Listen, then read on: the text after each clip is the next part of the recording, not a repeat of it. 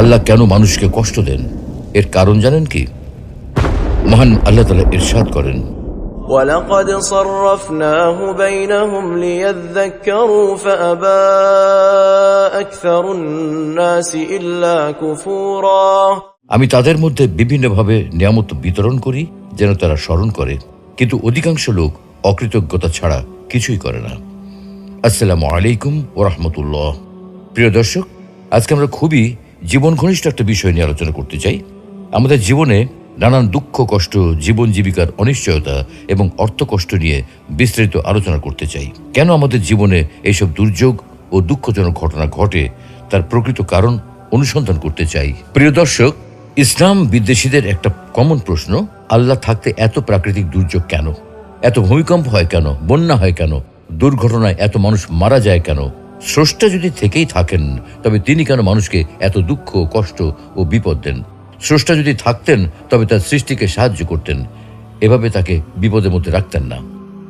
আমরাও অনেক সময় বলি, আল্লাহ কেন আমাকে এত কষ্টের জীবন দিলেন, যেখানে অন্যরা কত শান্তিতে আছে? আমার কপালে এরকম শয়তান স্বামী পড়লো কেন? আমার কপালে এরকম জল্লাদ বউ পড়লো কেন? আমি তো 5 ওয়াক্ত নামাজ পড়ি, রোজা রাখি, কোনোদিন ঘুষ খাইনি, কিন্তু তারপরেও আমার ক্যান্সার হলো কেন? সত্যি যদি আল্লাহ নামে কোনো সত্তা থেকেই থাকেন, তাহলে পৃথিবীতে এত দুঃখ কষ্ট কেন? আসলে পৃথিবীতে কোনো সমস্যা থাকার মানে এই নয় যে কোনো পরম করুণাময় সৃষ্টিকর্তা নেই, বরং এটাই প্রমাণ হয় যে আপনি আমি সৃষ্টিকর্তা সম্পর্কে নিজে নিজে কিছু একটা ধারণা করে বসে আছি, যা মোটেও সঠিক নয়। বিশ্বের 40% মানুষের ইন্টারনেট ব্যবহার করার সামর্থ্য নেই। 10 থেকে 15% মানুষ ইন্টারনেট জিনিসটা চেনেই না। আপনি ইন্টারনেট ব্যবহার করেন তো? আপনি যখন এই ভিডিওটা দেখছেন, তখন বিশ্বের প্রতি 7 জনের মধ্যে অন্তত 1 জন মানুষ অভুক্ত বা না খেয়ে আছে। আপনি খেয়েছেন তো? বাংলাদেশে প্রতি মিনিটে অন্তত 1 জন মানুষ মারা যায়। আপনি যতক্ষণ ধরে এই ভিডিওটা দেখছেন, ততক্ষণে অন্তত 3 জন মানুষ মারা গেছে, আপনি এখনো বেঁচে আছেন। এভাবে আল্লাহ তাআলা বিভিন্নভাবে, নানা উপায়ে, বিভিন্ন ক্ষেত্রে আমাদেরকে নিয়ামত দান করেন। ইরশাদ হচ্ছে, وَلَقَدْ صَرَّفْنَاهُ بَيْنَهُمْ لِيَذَّكَّرُوا فَأَبَى أَكْثَرُ النَّاسِ إِلَّا كُفُورًا। আমি তাদের মধ্যে বিভিন্নভাবে নিয়ামত বিতরণ করি যেন তারা স্মরণ করে, কিন্তু অধিকাংশ লোক অকৃতজ্ঞতা প্রকাশ করা ছাড়া কিছুই করে না। আমরা যদি আল্লাহর নিয়ামত গুনতে থাকি, তাহলে কখনো তা গুনে শেষ করতে পারবো না। কিন্তু অধিকাংশ সময় আমরা এত বিপুল নিয়ামত পাওয়ার পরেও শুকরিয়া আদায় না করে উল্টো অকৃতজ্ঞতা প্রকাশ করি। বরং মহান আল্লাহ রাব্বুল আলামিন মানুষকে সবচেয়ে বেশি ভালোবেসে তার নিয়ামতের ভান্ডার মানুষের জন্য উন্মুক্ত করে দিয়েছেন। যেমন তিনি বলেন, أَلَمْ تَرَوْا أَنَّ اللَّهَ سَخَّرَ لَكُم مَّا فِي السَّمَاوَاتِ وَمَا فِي الْأَرْضِ وَأَسْبَغَ عَلَيْكُمْ نِعَمَهُ ظَاهِرَةً وَبَاطِنَةً। তোমরা কি দেখো না, আল্লাহ নভমণ্ডল ও ভূমণ্ডলে যা কিছু আছে সবই তোমাদের কাজে নিয়োজিত করে দিয়েছেন এবং তোমাদের প্রতি তার প্রকাশ্য ও অপ্রকাশ্য নিয়ামত সমূহ পরিপূর্ণ করে দিয়েছেন। তাহলে প্রশ্ন আসে যে, মহান আল্লাহ রাব্বুল আলামিন যদি মানব জাতিকে এত নিয়ামতি দিয়ে থাকেন, এত অনুগ্রহই করে থাকেন, তাহলে তিনি কেন মানুষকে বিপদ আপদে ফেলেন? মানুষকে কেন তিনি কষ্ট দেন? আর মানুষকে কষ্ট দিয়ে তার লাভটা কি? তাই আল্লাহ তাআলা নিজেই এই প্রশ্নের উত্তর দিয়েছেন। মানুষকে তিনি কেন কষ্ট দেন? এত অসীম রহমতের অধিকারী হওয়া সত্ত্বেও কেন তিনি মানুষকে বিপদ আপদ দেন? তার উত্তরে পবিত্র কোরআনুল কারিমে স্বয়ং আল্লাহ রাব্বুল আলামিন নিজেই বলেছেন, وَلَنَبْلُوَنَّكُمْ بِشَيْءٍ مِّنَ الْخَوْفِ وَالْجُوعِ وَنَقْصٍ مِّنَ الْأَمْوَالِ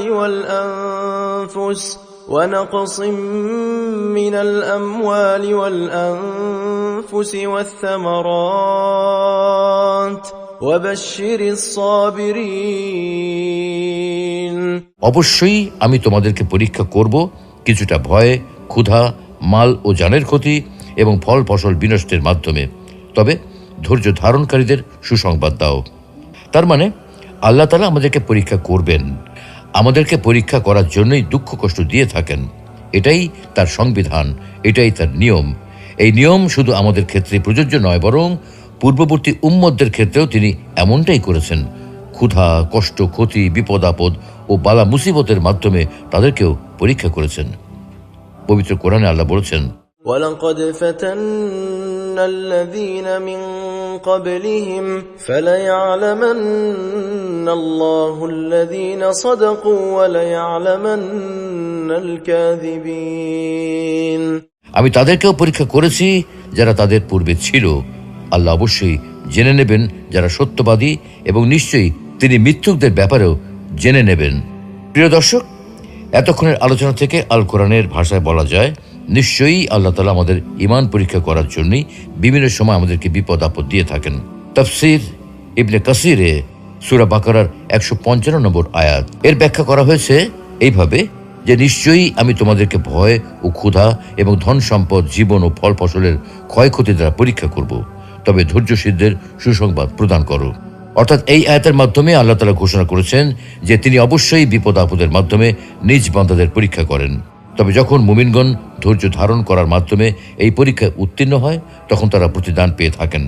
যেমন অন্য আরেক আয়াতে আল্লাহ বলছেন, وَلَنَبْلُوَنَّكُمْ حَتَّى نَعْلَمَ الْمُجَاهِدِينَ مِنكُمْ وَالصَّابِرِينَ وَنَبْلُوَ أَخْبَارَكُمْ আমি অবশ্যই তোমাদেরকে পরীক্ষা করব যতক্ষণ না আমি জেনে নেই যে তোমাদের মধ্যে কে জিহাদকারী ও ধৈর্যশীল, এবং আমি তোমাদের কার্যাবলী পরীক্ষা করি। আল্লাহ তাআলা মানুষকে কখনো পরীক্ষা করেন উন্নতি ও মঙ্গলের দ্বারা, আবার কখনো পরীক্ষা করেন অবনতি, অমঙ্গল, ভয় ও ক্ষুধা তথা অভাব দ্বারা। অর্থাৎ সামান্য ভয়ভীতি, কিছু ক্ষুধা, কিছু ধনমালের ঘাটতি, কিছু প্রাণের হ্রাস, অর্থাৎ নিজের ও অপরের, আত্মীয় স্বজনের এবং বন্ধু বান্ধবের মৃত্যু, কখনো মাঠে ফলানো উৎপাদিত ফসল, কখনো কলকারখানায় উৎপাদিত প্রোডাক্টের ক্ষতি, এইসব দ্বারা আল্লাহ তাআলা বান্দাদেরকে পরীক্ষা করেন। কিন্তু যারা এতে ধৈর্য ধারণ করেন তাদেরকে তিনি উত্তম প্রতিদান দান করেন। আর অসহিষ্ণু, অধৈর্য, তাড়াহুড়াকারী এবং নৈরাশ্যবাদীদের উপর শাস্তি অবতীর্ণ করেন। আর এজন্যই তিনি বলেন, আর ধৈর্যশীলদের সুসংবাদ প্রদান করো। কোন কোন মুফাসসির বলেন, এই আয়াতে ভয় দ্বারা মহান আল্লাহর ভয় এবং ক্ষুধা দ্বারা সাওম উদ্দেশ্য, আর কিছু ধন সম্পদের ঘাটতি দ্বারা যাকাত উদ্দেশ্য, কিছু প্রাণের হ্রাস দ্বারা রোগ ও দুর্ঘটনায় মৃত্যু উদ্দেশ্য, এবং ফল ফসলের ক্ষয়ক্ষতি দ্বারা সন্তান সন্ততির ক্ষতির উদ্দেশ্য। এইসব উক্তির বিষয়ে আমাদের হয়তো আরও গবেষণা করা প্রয়োজন। কিন্তু একটা বিষয় খুবই পরিষ্কার, পরীক্ষা করা ব্যতীত এবং পরীক্ষা পাশ হওয়া ব্যতীত আল্লাহ তাআলা সাধারণত কাউকে কোনো পুরস্কার দান করেন না। বিপদ আপদে আল্লাহর উপর নির্ভরশীলতার উপকারিতা।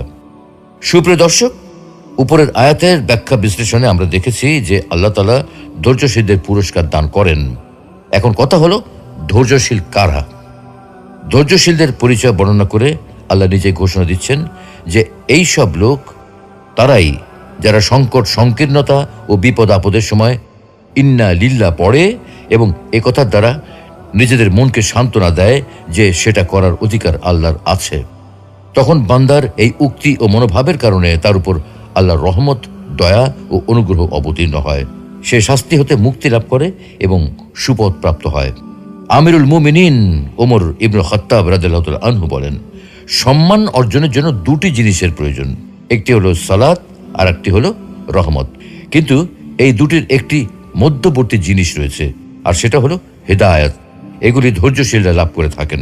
হাদিসের বিখ্যাত গ্রন্থ মুসনাদ আহমদে রয়েছে, উম্মু সালামা রাদিয়াল্লাহু তাআলা আনহা বলেন, একবার আমার স্বামী আবু সালামা রাদিয়াল্লাহু তাআলা আনহু রাসূলুল্লাহ সাল্লাল্লাহু আলাইহি ওয়াসাল্লামের কাছ থেকে ফিরে আমার নিকট আসেন এবং অত্যন্ত খুশি মনে বলেন, আজ আমি এমন একটা হাদিস শুনেছি যা শুনে আমি খুবই খুশি হয়েছি। যখন কোনো মুসলিমের উপর কোনো কষ্ট ও বিপদ পৌঁছে এবং সে ইন্না লিল্লাহ পড়ে ও এই দোয়া পাঠ করে, তখন আল্লাহ তাকে অবশ্যই বিনিময় ও প্রতিদান দিয়ে থাকেন। اللهم آجرني في مصيبتي واخلف لي خيرا منها। হে আল্লাহ, আমাকে মুসিবতের সময় ধৈর্য ধরার শক্তি দান করুন এবং এর পরিবর্তে উত্তম প্রতিদান দান করুন।